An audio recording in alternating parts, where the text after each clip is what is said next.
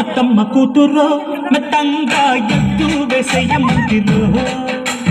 చిత్తో చిట్టమ్మ కూతురో మతంగా సత్తా చూపించ మందిలో తుళ్ళి తుళ్ళి పడ్డ తల్లి మళ్ళీ మళ్ళీ అంది పుల్లి బాబు నాకే కావాలి అత్తో అత్తమ్మ కూతురో మెత్తంగా ఎత్తు వేసేయ